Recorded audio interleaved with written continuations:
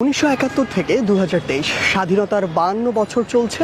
বাংলাদেশের প্রধান দুইটি রাজনৈতিক দল রয়েছে, সামনে আরেকটি জাতীয় সংসদ নির্বাচন। ঠিক এই মুহূর্তে দাঁড়িয়ে তরুণ সমাজের একজন প্রতিনিধি হিসেবে আমরা কি চাই এবং কি চিন্তা করি সেটি নিয়ে আজকে কিছু কথা বলতে চাই। এই কথাগুলো কোনো রাজনৈতিক দলের পক্ষে বা বিপক্ষে নয়।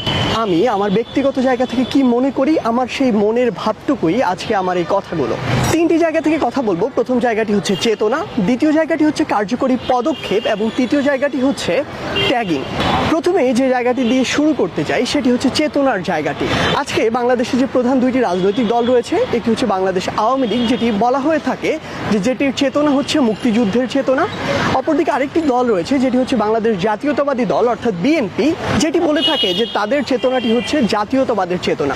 কিন্তু সবচেয়ে দুঃখের কথা হচ্ছে তরুণ প্রজন্মের একজন প্রতিনিধি হিসেবে আমি মনে করি আজকে এই দুটি দলের এই যে চেতনার গল্পগুলো সেগুলো শুধু গাল গল্প এবং সেগুলো বেশিরভাগ তাদের বুলির মধ্যেই সীমাবদ্ধ।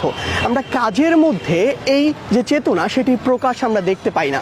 আমি যদি একদম সরাসরি বলি যে আপনি আসলে আমাকে বলেন যে আমি আপনার এই জাতীয়তাবাদের চেতনা দিয়ে কি করব যদি বাংলাদেশের প্রত্যেকটি সেক্টর দুর্নীতি দিয়ে ভরে যায়। আপনি আমাকে বলেন আমি আপনার এই মুক্তিযুদ্ধের চেতনা দিয়ে কি করব যদি বাংলাদেশের যে সাধারণ মানুষ, সেই সাধারণ মানুষ রক্ত চোষা সিন্ডিকেটের কাছে জিম্মি হয়ে পড়ে।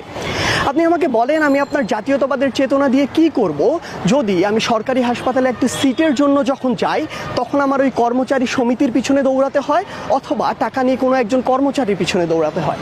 আপনি আমাকে বলেন আমি আপনার ওই যে মুক্তিযুদ্ধের চেতনা সেটি দিয়ে কি করব যদি আমি এত বড় এক বাংলাদেশে স্বাধীনতার 52 বছর পরেও উচ্চশিক্ষার জন্য এমন একটি প্রতিষ্ঠান না পাই যেখানে শিক্ষার পরিপূর্ণ একটি বৈশ্বিক পরিবেশ রয়েছে, যেই পরিবেশে আমি নিশ্চিন্তে উচ্চশিক্ষাটি গ্রহণ করতে পারি। তাই আমার মনে হয় আজকে তরুণ প্রজন্মের একজন প্রতিনিধি হিসেবে আমি এই বাংলাদেশের যারা রাজনীতি করছে সেই দলগুলোকে বলতে চাই আপনারা অনুগ্রহ করে আপনাদের এই চেতনার বুলি আওড়ানো থেকে বের হয়ে আসুন।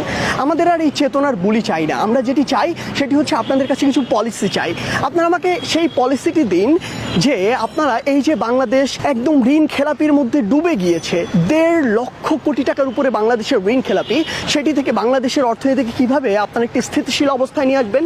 আপনারা আমাকে পলিসি দিন কিভাবে বাংলাদেশের স্বাস্থ্য সেবা ওই গ্রামের প্রত্যন্ত মানুষটির কাছেও আপনারা সুন্দরভাবে পৌঁছে দেবেন। আপনারা আমাকে পলিসি দিন কিভাবে উচ্চশিক্ষার যে প্রতিষ্ঠানগুলো রয়েছে প্রত্যেকটি জায়গায় শিক্ষার্থীদের জন্য উপযুক্ত পরিবেশ থাকবে। আপনারা আমাকে পলিসি দিন কিভাবে মানুষের এই আইন শৃঙ্খলা বাহিনীর উপরে বাংলাদেশের যে বিচার ব্যবস্থা রয়েছে তার উপরে আস্থাটি আবার ফিরে আসবে এবং মানুষ আস্থার সাথে সেটির কাছে যেতে পারবে। আমরা আজকে আপনাদের কাছে 2023 সালে দাঁড়িয়ে সেই পলিসিগুলো চাই। দ্বিতীয় যে জায়গাটি নিয়ে কথা বলতে চাই সেটি হচ্ছে কার্যকরী পদক্ষেপ গ্রহণ। আপনাকে যদি জিজ্ঞাসা করা হয় এই মুহূর্তে বাংলাদেশের সবচেয়ে গুরুত্বপূর্ণ সমস্যাটি কি, সবাই এক সুরে বলবে সেটি হচ্ছে যে দ্রব্যমূল্যের যে ঊর্ধ্বগতি। প্রত্যেকটি মানুষের লাগামের বাইরে প্রতিনিয়ত চলে যাচ্ছে এই নিত্য প্রয়োজনীয় দ্রব্যের যে ঊর্ধ্বগতি। আপনি লক্ষ্য করুন তো এটি আসলে এই ঊর্ধ্বগতিটি শুরু হলো কখন থেকে, যখন দেখা গেল এক রাতের ব্যবধানে ওই জ্বালানি তেলের মূল্যটি প্রায় 1.5 গুণ বৃদ্ধি পেল। তারপর থেকে এই দ্রব্যমূল্যের ঊর্ধ্বগতি শুরু হলো, কারণ ওই জ্বালানি তেলের মূল্যর সাথে আসলে আপনার প্রত্যেকটি সেক্টর জড়িত। আপনার উৎপাদন, বিপণন, বন্টন, পরিবহন প্রত্যেকটি সেক্টর জড়িত। আচ্ছা, ওই জ্বালানি তেলের মূল্যটি আসলে কেন বৃদ্ধি করতে হলো এক রাতেই?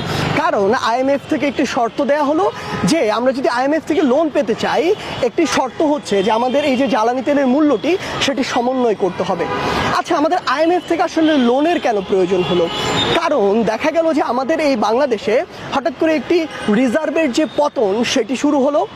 আমাদের বাংলাদেশে ডলারের যে সংকট সেটি তৈরি হলো। আমাদের এই ডলার বা রিজার্ভটি খুব বেশি প্রয়োজন দেশের যে অর্থনীতি সেটিকে স্থিতিশীল রাখার জন্য।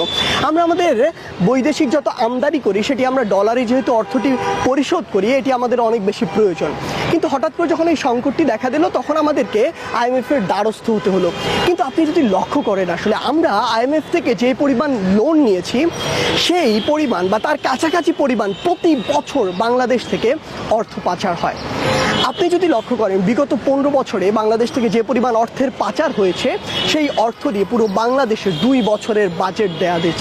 তাহলে আমরা আজকে সেই অর্থ পাচারকারীদের বিরুদ্ধে কার্যকরী ব্যবস্থা না নিয়ে কেন IMF এর লোনের দিকে দ্বারস্থ হলাম? আসলে আপনারা যদি দেখেন যে এই অর্থটা আসলে কারা পাচার করছে, এই অর্থটা পাচার করছে বাংলাদেশের বড় বড় কিছু ব্যবসায়ী, অর্থটি পাচার করছে কিছু ব্যক্তিত্ব যারা এমপি বা মন্ত্রী পদে রয়েছে, অর্থ পাচার করছে কিছু দুর্নীতিবাজ আমলা। আমি ধরে নিলাম এই যে যারা আমলা রয়েছে, এমপি মন্ত্রী রয়েছে, তারা তো ক্ষমতাসীনের সাথে সম্পৃক্ত দলগুলোর সাথে, এই জন্য তাদের বিরুদ্ধে ব্যবস্থা নেওয়া যাচ্ছে না। কিন্তু আজকে যারা বড় বড় ব্যবসায়ী, তারাই তো সবচেয়ে বড় পরিমাণ অর্থটি বিদেশে পাচার করছে।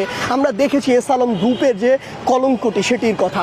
তাহলে তাদের বিরুদ্ধে কেন ব্যবস্থা নেওয়া যাচ্ছে না? কারণটি হচ্ছে, দুইটি গুরুত্বপূর্ণ কারণ রয়েছে আমার মনে হয়।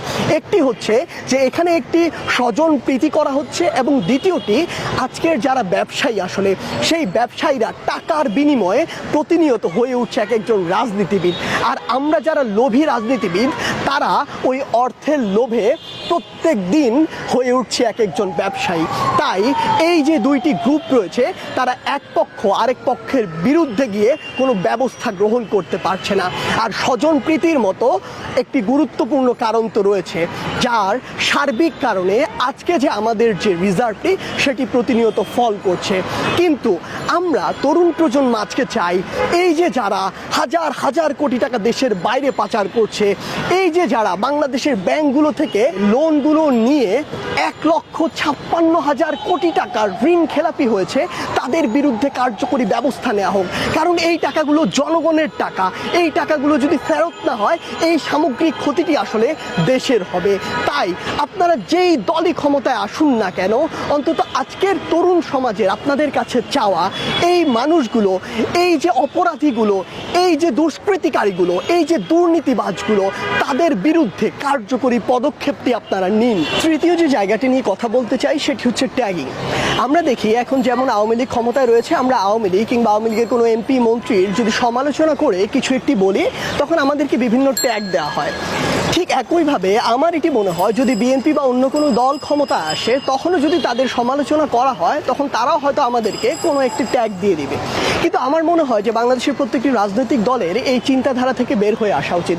ছোট্ট যদি একটা গল্প বলি, আসলে আমার যখন জন্ম হয়েছিল তখন আওয়ামী লীগ ক্ষমতায় ছিল, আমি সেই 97-98 এর কথা বলছি। এরপরে যখন বিএনপি ক্ষমতায় আসলো, আমি হয়তো হাফ প্যান্ট পরে খেলাধুলা করি অথবা স্কুলে মাত্র যাওয়া শুরু করেছি। এরপর যখন আবার হাই স্কুলে ভর্তি হলাম, তখন থেকে শুরু করে কলেজ, বিশ্ববিদ্যালয়, প্রত্যেকটি ধাপে বিগত 15 বছর ধরে বাংলাদেশের ক্ষমতায় রয়েছে আওয়ামী লীগ। আমরা যদি লক্ষ্য করি, আসলে এই বিশ্ববিদ্যালয়ে কিংবা এই 15 বছর আমরা যেই কালচারে আসলে বড় হয়েছি, আমরা কয়েকটি নামই শুনেছি। সে নামগুলো হচ্ছে আওয়ামী লীগ, ছাত্রলীগ, যুবলীগ, স্বেচ্ছাসেবক লীগ। আমরা সত্যি বলতে বাংলাদেশের যে প্রধান বিরোধী দল বিএনপি, তাদেরও নাম খুব একটা শুনিনি। সেখানে বিএনপির পরে গিয়ে ওই জামাত, শিবির, এদের আসলে সংস্পর্শে আসার আমার মনে হয় না যে তরুণ সমাজে সেই সুযোগটি কখনো হয়ে উঠেছে। সেগুলোর আসলে প্রশ্নই আসে না। তারপরও যখন আমরা যে কোনো একটি বিষয়ে একটু সমালোচনা করি কিংবা আমি আমার মতামতটি তুলে ধরার চেষ্টা করি, যেটি হয়তো ক্ষমতাসীন কোনো একটি দলের বিরুদ্ধে গিয়েছে, তখনই সবচেয়ে শর্টকাট ওয়েতে যেটা করা হয় যে আমাদেরকে দমিয়ে দেওয়ার জন্য একটি ট্যাগ দিয়ে দেওয়া হয়। আমার মনে হয় আমরা যখন আমাদের বন্ধুদের সাথে কথা বলি, জুনিয়র সিনিয়রদের সাথে কথা বলি, তাদের অনুভূতিটি হচ্ছে এই জিনিসটা হচ্ছে সবচেয়ে একটি ডিসগাস্টিং জিনিস, যেটি আমাদের কাছে অনেক বেশি বিরক্তিকর মনে হয়। আমার মনে হয় যে এই সমালোচনা করার বা আমার ব্যক্তিমতটি তুলে ধরার এই যে অধিকারটি, এটি আমাকে অবশ্যই দেওয়া উচিত। আরেকটি কথা, সেটি হচ্ছে যে স্বাধীনতার 52 বছর পরে এসে একটি মানুষ স্বাধীনতা বিরোধী আসলে কিভাবে হবে? স্বাধীনতা চায় না এমন কোনো মানুষ আসলে সম্ভব কিনা? আমরা আমাদের বাক স্বাধীনতা নিয়ে এত কথা বলি, সেখানে সার্বিক স্বাধীনতা আমি চাইবো না, এটি কিভাবে হতে পারে? আর সেই স্বাধীনতার মুক্তিযুদ্ধ বিরোধী যখন বলা হয়, আমার এই মুক্তিযুদ্ধের সময় আমার তো দূরের কথা, আমার বাবারও জন্ম হয়নি, আমার দাদার সময় ছিল সেটির বিরোধী আসলে আমি কিভাবে হতে পারি, কোন যুক্তিতে? এটি আমার কখনো বোধগম্য হয় না। তাই আমার মনে হয় যে আমাদের এই যে সহজ পন্থাগুলো, সেগুলো থেকে বের হয়ে আসা উচিত। বরং যদি সরকারের পক্ষ থেকে বা ক্ষমতাসীন দলের পক্ষ থেকে কোনো একটি স্টেটমেন্ট দেওয়া হয় যেটির সাথে আমি দ্বিমত পোষণ করছি, আমি ভুল হতেই পারে, আমি অস্বীকার করছি না যে আমার সব কিছু ঠিক। আমি যদি ভুল হই, আমার মনে হয় উপযুক্ত তথ্য প্রমাণের ভিত্তিতে আমি যে ভুল, সেটি সংশোধন করে দেওয়া উচিত এবং আমাকে সঠিক তথ্যটি দেওয়া উচিত। তাহলে এই তরুণ সমাজের আপনি কাছে আসতে পারবেন। পরিশেষে একটি কথাই বলতে চাই, আসলে স্বাধীনতার 52 বছর গিয়েছে, বাংলাদেশের রাজনীতি চলছে। এই 52 বছরে তরুণ সমাজের চিন্তার অনেক বেশি পার্থক্য হয়েছে। আমি যখন বিশ্ববিদ্যালয়ে মাস্টার্সে পড়ি তখন আমার যে চিন্তা ভাবনা সেটি আমার বিশ্ববিদ্যালয়ের প্রথম বর্ষে একজন শিক্ষার্থীর সাথে আমি মিল পাইনি, অনেক পার্থক্য পেয়েছি। সেখানে এই 52 বছরে মানুষের চাহিদার অনেক পার্থক্য হয়েছে, সময়ের চাহিদার অনেক পার্থক্য হয়েছে। আমার মনে হয় বাংলাদেশের যে রাজনৈতিক দলগুলো সেগুলোর তাদের এই প্রথাগত যে রাজনীতি, যে তাদের যে কালচার, কিছু কিছু নোংরা কালচার, এগুলো থেকে বের হয়ে আসা উচিত। আমরা কি চাই সেটি অনুধাবন করার চেষ্টাটুকু তাদের করা উচিত এবং সে অনুযায়ী তাদের ওই পদক্ষেপগুলো নেওয়া উচিত। এবং সবশেষে এটিই বলবো, আপনি যদি মনে করেন বাংলাদেশ একটি গণতান্ত্রিক দেশ, আপনি যদি মনে করেন জনগণ সর্বময় ক্ষমতার অধিকারী, তাহলে আপনাকে জনগণকে কথা বলার এই অধিকারটুকু দিতে হবে। তাহলে জনগণের কথা শোনার, দ্বিমত শোনার মানসিকতা আপনার থাকতে হবে।